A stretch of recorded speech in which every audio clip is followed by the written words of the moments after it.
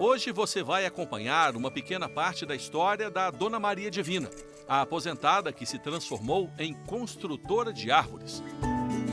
Vai ver também o que moveu este canadense a viajar mais de 10 mil quilômetros e visitar uma lojinha no interior do Brasil. Uma mudança no modo de se explorar o meio ambiente em um município faz a ligação entre essas duas pessoas ficar clara.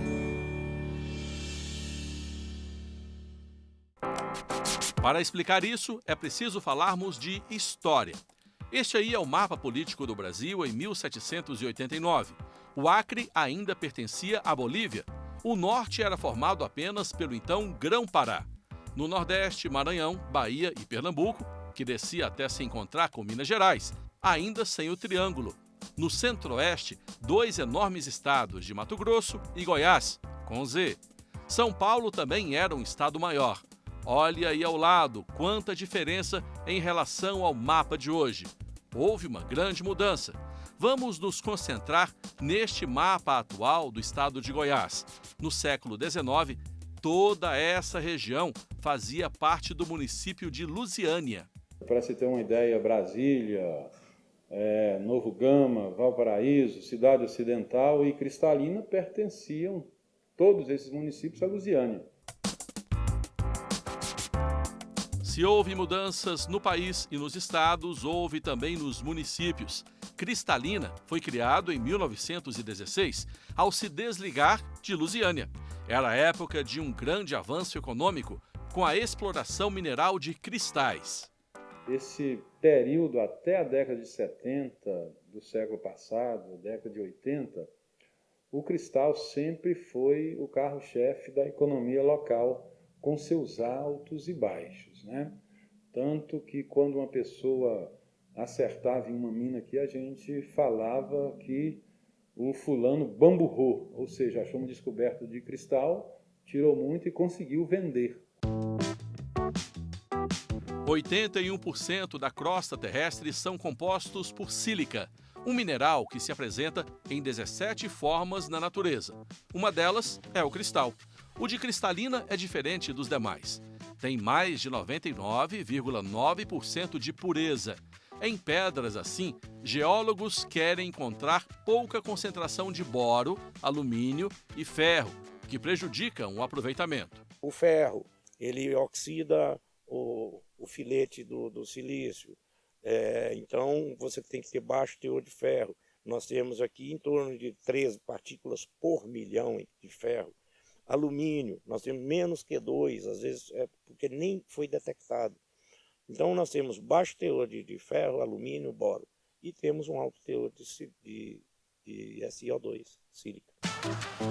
Hoje são as imensas lavouras que impulsionam a economia de Cristalina. Mas vamos falar mais sobre isso no próximo bloco. É que apesar de estar em segundo plano, o cristal ainda gera empregos. A nossa associação ela foi fundada em 2002, justamente com esse objetivo de estar resgatando que a cultura do município, que é a cultura dos cristais mesmo. Dona Maria Divina, por exemplo, aprendeu o ofício de artesã aos 60 anos. Tem nas pequenas árvores muito mais que um passatempo. Em média, 1.500, 2.000, por aí. Tá bom? Tá. Bom não, mas tá, né? Dona Maria Divina faz parte de uma associação, a dos artesãos de Cristalina.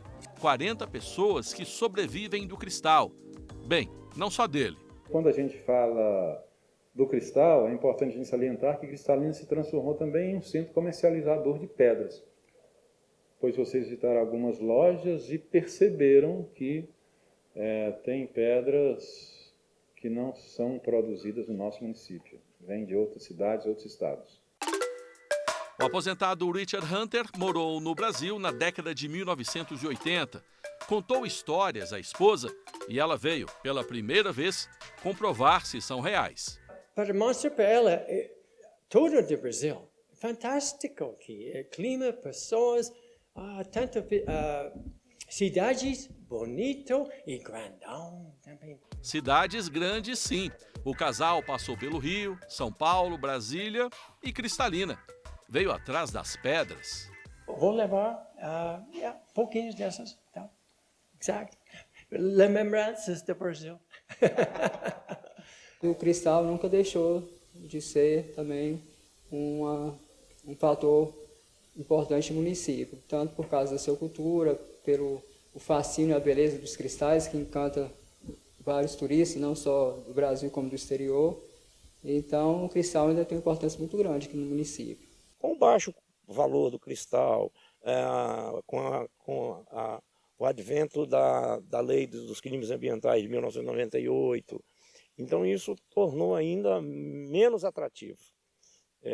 E hoje restam aí alguns guerreiros, alguns sobreviventes, né, da área, que faz parte inclusive da história do município, que a gente não pode deixar isso morrer em definitivo, né, por completo.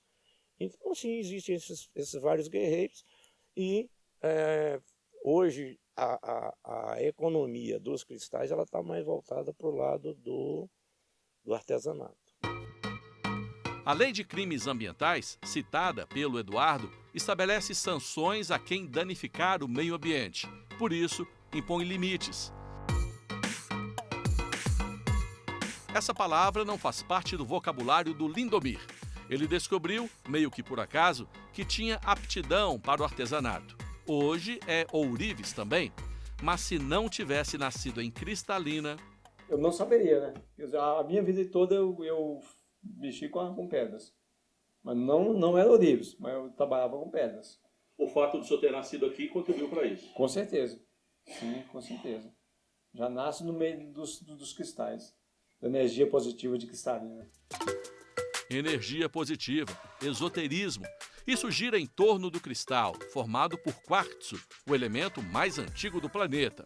O quartzo é o único elemento que tem, e os seus átomos estão em constante movimento, ele tem a energia piezoelétrica.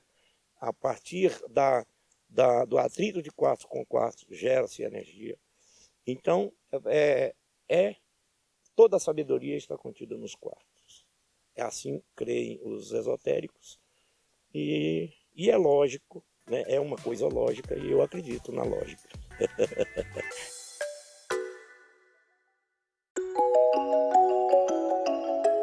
Nós vamos dar uma pausa no meio ambiente por inteiro para voltarmos daqui a pouco. Eu vou mostrar que a transformação de Cristalina gera muitos frutos. Aliás, gera muitos cereais. Aguarde aí.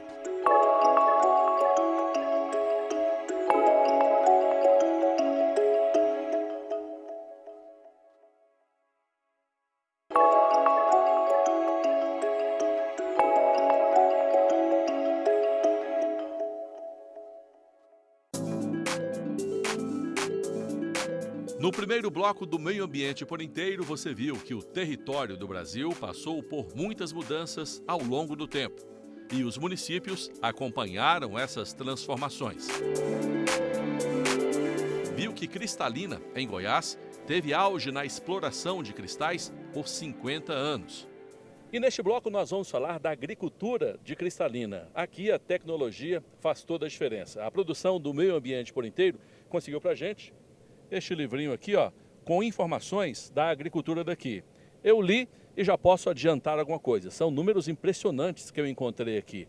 Cristalina tem 320 mil hectares de lavouras. Isso dá mais da metade de todo o município. 63 mil irrigados. É a maior área irrigada do Brasil.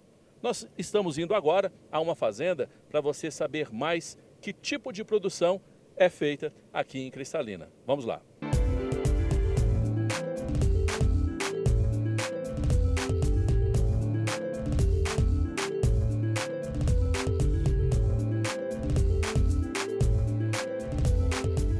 Nós estamos em uma fazenda parecida com outras da região, com grandes lavouras de grãos. Só aqui são 1.500 hectares plantados. Chegamos bem na hora do trabalho da colheitadeira na soja.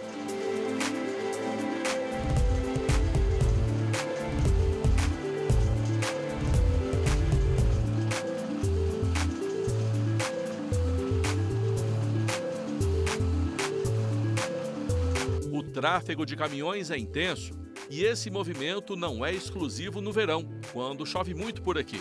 Podemos afirmar que em quase todos os dias do ano há alguém plantando ou colhendo nessa região. E isso tem um motivo bem claro.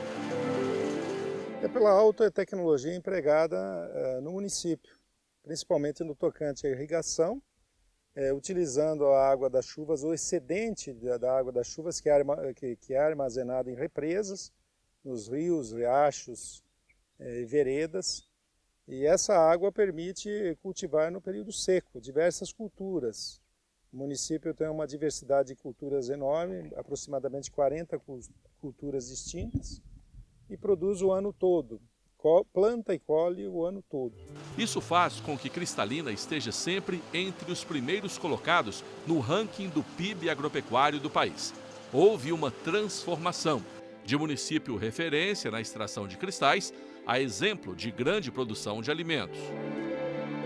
A transformação foi benéfica, porque isso gera muitos empregos, isso gera renda, e isso fomenta a economia do município e faz com que a gente contribua para o Estado e para a nação, porque Cristalina, em vários aspectos, ela é referência em termos de pecuária e em termos de agricultura irrigada. Aqui são cultivados em torno de 50 culturas diferentes, então muito benéfica.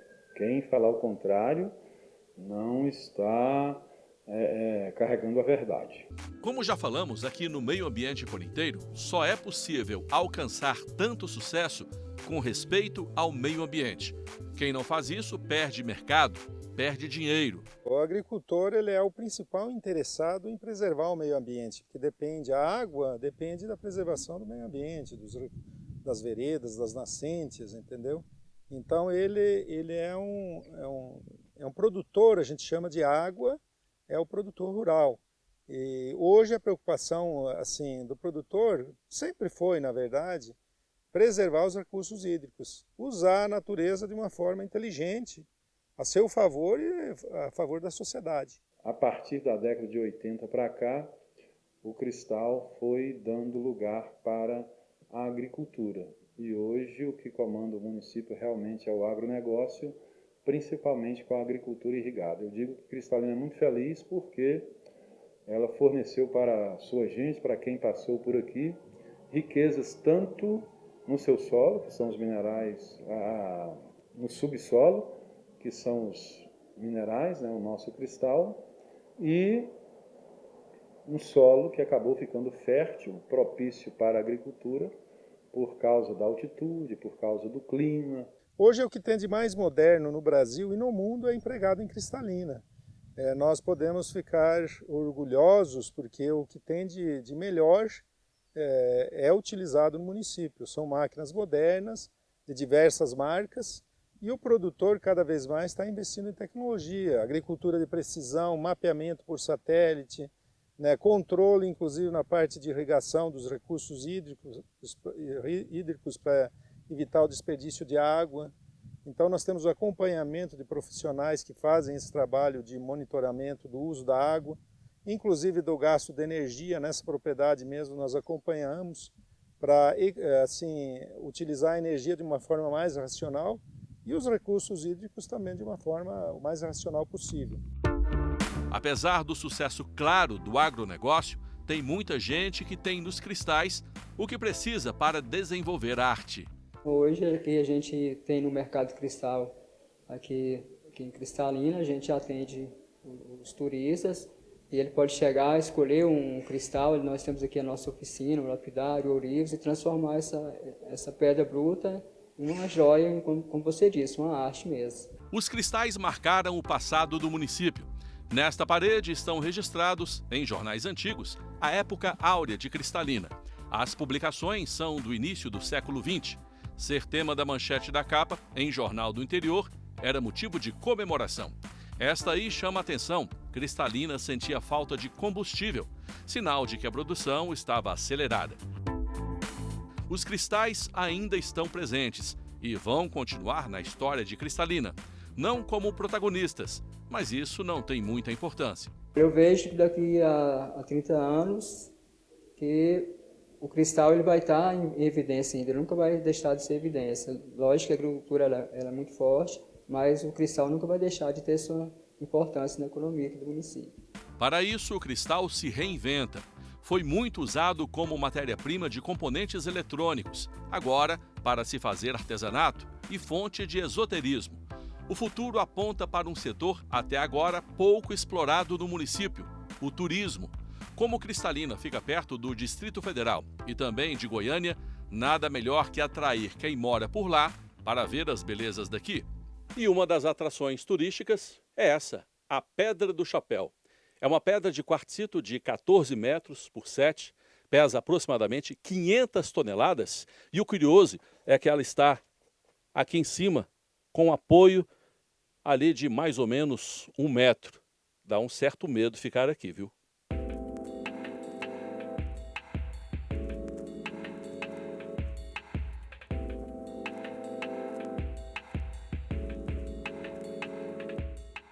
Aqui neste outro ponto, a visão é muito interessante. A gente percebe que essa pedra, de aproximadamente 500 toneladas, tem apenas 2 pequenos apoios. Lá na década de 80, era apenas um, mas alguns vândalos explodiram dinamites aqui. E ela inclinou um pouquinho e hoje está com 2 apoios. Nem assim ela deixa de ser bonita. E a beleza está justamente no equilíbrio da pedra. As primeiras perguntas que surgem são: como isso é possível? Como essa gigantesca pedra foi parar lá em cima? Para explicar isso, é necessário falar de geologia e pré-história. A pedra tem 1 bilhão e 200 milhões de anos. A estimativa é de que ela foi parar lá em cima 270 milhões de anos atrás. O estudo do geólogo comprovaram que a areia do nosso Planalto Central cristalina é a mesma areia da praia, devido a formações de corais ao seu retorno. Já foi encontrado fósseis de peixe no estado e conchas também. E como essa região era coberta por água do mar, dá para imaginar que durante o escoamento, uma pedra ficou em cima da outra. A estimativa da sua interpretação, da sua formação, que realmente a parte de areia que não compactou, o mar foi esculpindo. As ondas foram esculpindo a parte mais alta da pedra e tirando a areia. Assim que foi baixando o nível do mar, esculpiu a parte de baixo também, ficou o broco formando esse formato em equilíbrio de gravidade. Quem vem ver de perto a Pedra do Chapéu sabe que a natureza foi generosa com Cristalina. É muito bonito, interessante, diferente, algo diferente, a natureza, mostrar o que Deus faz, porque homem nenhum não pode fazer isso. Então a gente fica encantado. Eu fico com um pouquinho de medo. A gente tem um pouquinho de medo, mas foi muito bom. Eu encerro este bloco falando que todo o município sofre mudanças ao longo do tempo, mas nem todas são visíveis, como em Cristalina. Aqui, a transformação foi em um período relativamente curto. Além disso, está tudo registrado.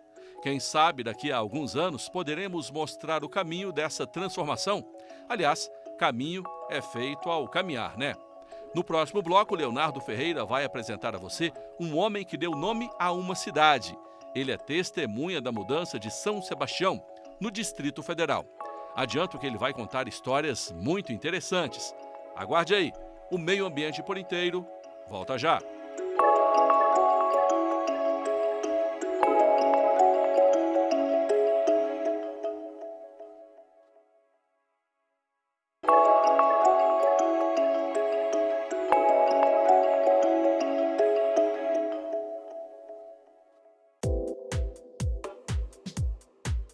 Mostramos até agora que as mudanças são contínuas e inevitáveis. A população rural caiu ao mesmo tempo que a urbana cresceu. O século XX pode ser chamado de século da urbanização.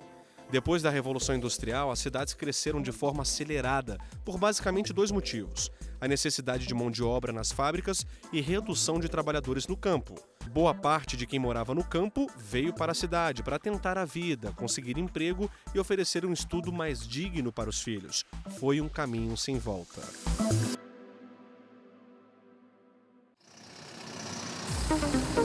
Cada um dos 5.570 municípios brasileiros carrega sua história, tradição, desafios, cultura e, claro, aquelas pessoas que todo mundo conhece de longe.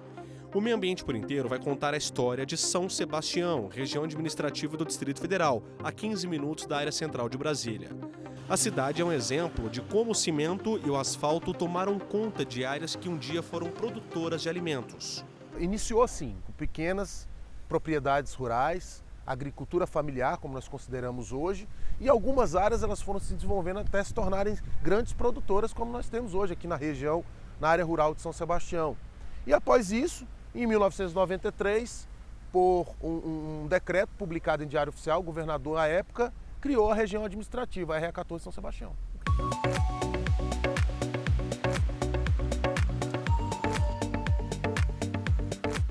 Não dá para falar de São Sebastião sem contar a história desse homem. O nome de batismo, Sebastião de Azevedo Rodrigues, 77 anos, conhecido como Tião Areia. Ainda garoto, aos 15 anos, Tião, filho único, deixou a mãe em Lagoa Formosa, Minas Gerais, e desembarcou no Planalto Central para tentar a vida. Antes da gente começar a nossa conversa, eu preciso fazer uma pergunta para o senhor. Tudo bem. O senhor é mineiro? Sou mineiro. Gosta mais de queijo ou de São Sebastião? Eu gosto mais de São Sebastião, mas eu gosto de queijo também. Só que mais de São Sebastião? Mais de São Sebastião, porque São Sebastião é todo dia, toda hora, né? E o queijo de vez em quando, né? Tá certo. Então é isso. Me conta uma coisa, quando o senhor chegou aqui com os seus 15 anos, como é que era esse espaço que a gente está aqui agora? Só mato. Bicho, só mato mesmo. Não tinha casa, não tinha nada. Muito poucas casas. Muito pouquinho mesmo. Só olaria, né? Era aquelas olarias de fazer tijolo para construir Brasília. Foi em 59 eu vim. 20 de maio de 59 foi o dia que eu cheguei aqui. Chegou e nunca mais saiu. Com a construção de Brasília, a promessa na época era de muitas oportunidades. Tião começou a trabalhar com mineração de areia, depois em olarias, onde aprendeu a fazer tijolo. Aos poucos construiu a própria história como pioneiro da cidade. Tião conta que antigamente a área fazia parte da Fazenda Papuda, propriedade rural com criação de gado de leite. Era terra a perder de vista. Aos poucos, a fazenda cedeu espaço a pequenas propriedades rurais. Essa fazenda era grande demais, ela ia até no Bartolomeu, a divisa dela era reta aí do Paranoá, Bartolomeu, até a ponte saída de Unaí para cá, tudo era... E a outra era Santa Bárbara, grande demais também. O nome Papuda faz referência a uma mulher que vivia na fazenda e tinha uma deformidade física. O dela não era aquele papo pregado, o dela era um papo que nasceu, lá em Minas tem, eu conheci. Nasce um cordão umbilical aqui, ó, e veio aqui assim, mais ou menos, e até aqui. Aí embaixo forma o caroço, aquele caroço, sabe? Tanto que quando ela, eu conheci ela morreu com 104 anos, uns 4 anos depois que cheguei, ela morreu. A Fazenda Papuda foi desapropriada para construir o Presídio do Distrito Federal, inaugurado em 1979. Na época, a capacidade era para 240 presos. Hoje, passa de 5 mil. Com a desapropriação da Papuda, parte da fazenda se transformou em uma agrovila, com pequenos produtores rurais que plantavam e colhiam para alimentar os novos moradores da capital do país. Voltamos à conversa com Tião. Ele lembra que a agrovila precisava ter um nome. Para decidir isso, a forma mais democrática foi por votação. 93 pessoas participaram. Sugeriram 21 nomes, como Sombra da Serra, Eucaliptal e São Sebastião. Uma homenagem a esse homem, o primeiro prefeito comunitário da antiga agrovila, que serviu como inspiração na escolha do nome. Como foi para o senhor quando recebeu o resultado da votação? Eu fiquei feliz demais, aí que eu acordei e falei, uai, então até que eu estou fazendo, não, mas mexendo na minha vida toda, sabe? E aí eu fiquei assim, muito assustado com aquilo. E aí aí foi todo mundo votou, Agrovila São Sebastião. Para entrevistar o Tião, precisa ter paciência. É assim, continua. Olha, é assim, enquanto a gente conversa, as pessoas passam aqui, tudo bom com o senhor? Tudo bem. As pessoas passam e falam com o seu Tião. Ele é muito conhecido aqui, né? Esse aqui foi o fundador de São Sebastião, foi ele. Aí, tá vendo? Ele foi o fundador de São Sebastião. E aqui eu conheço aqui, ó. Continuamos a conversa. Tião conta que... Espera aí.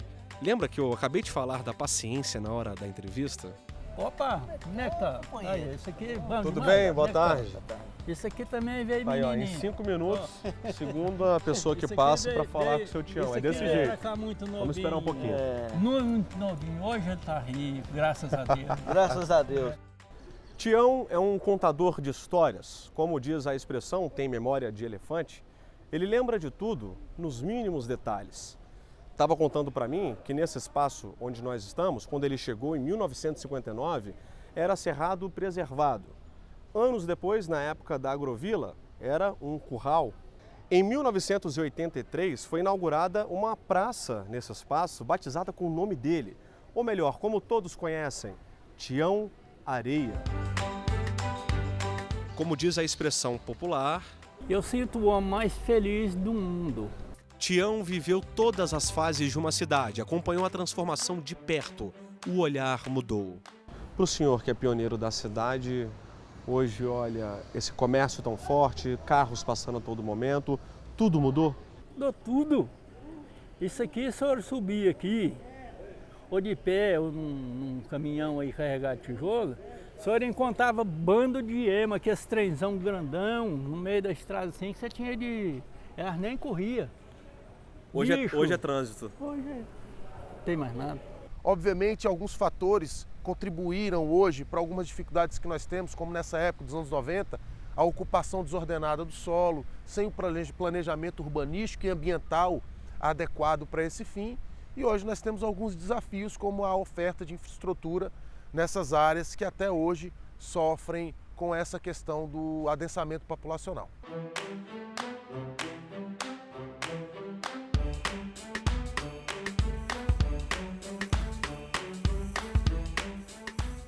Em São Sebastião e em muitas cidades brasileiras aconteceu o mesmo fenômeno.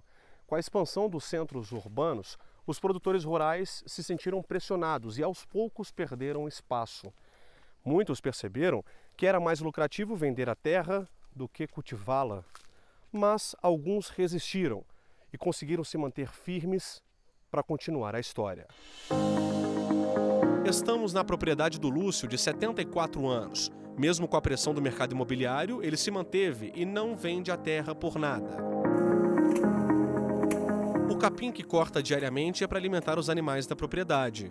Uma volta rápida, encontramos algumas galinhas e uma horta farta para todos os gostos.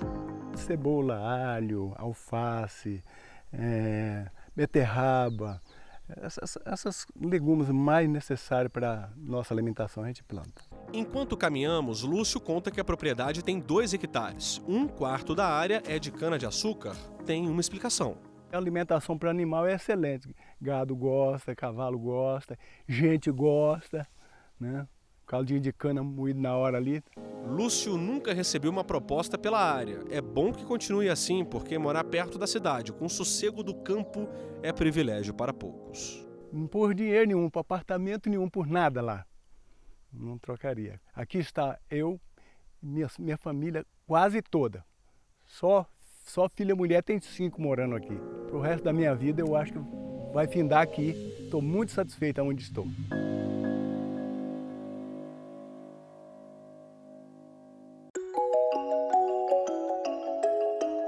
O Meio Ambiente por Inteiro fica por aqui. Quer rever esse ou outros programas? Acesse tvjustiça.jus.br. Tem uma sugestão de reportagem? Escreva para meioambienteporinteiro@stf.jus.br. No YouTube, acesse TV Justiça Oficial. Na semana que vem temos um novo encontro. Até lá!